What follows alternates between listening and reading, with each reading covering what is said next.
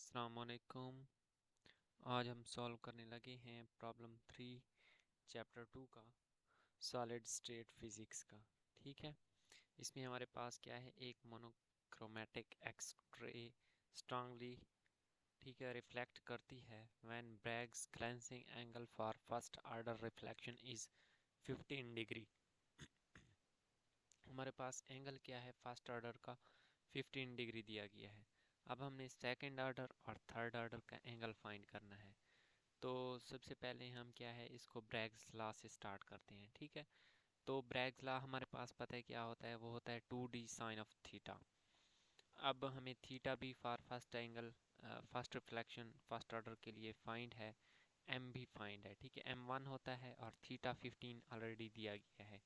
लेकिन हमें ये वैल्यू खुद से याद करना पड़ेगी कि जो हमारे पास लैम्डा होता है एक्सरे रिफ्लेक्शन के लिए, वो हमारे पास क्या है 0.71 एंगस्ट्रॉन होता है। ठीक है, क्या अब हमें यहाँ से तीन वैल्यूज फाइंड है, एक डी अननोन है।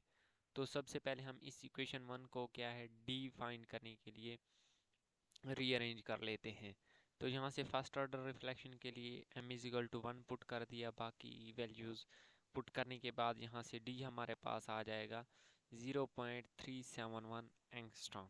ठीक है, अब हमारे पास d आ गया है। अब हमने क्या है, लैम्डा की वैल्यू भी फाइंड है, सारी वैल्यूज़ फाइंड हैं। तो अब हमने थीटा फाइंड करना है। तो यहाँ इस इक्वेशन 1 से क्या है, थीटा क्या आ जाएगा, sine inverse of m lambda over 2d। तो यहाँ से साइन इनवर्स की वैल्यू आ गई। अब सेकंड ऑर्डर के लिए m इज इक्वल टू 2 हो जाएगा। तो यहाँ पे क्या है 2 पुट कर दिया m की जगह, 2 के साथ 2 कट जाएगा और बाकी ये रेशो आ जाएगी। तो यहाँ से theta is equal to 31.2 degree आ जाएगा। अब इसी तरह थर्ड ऑर्डर के लिए हमने क्या है, वो m इज इक्वल टू 3 आ जाएगा, बाकी सारी चीज़ें सेम आ जाएंगी। तो यहाँ से theta is equal to 50.9 degree. तो ये हमारे पास आंसर है।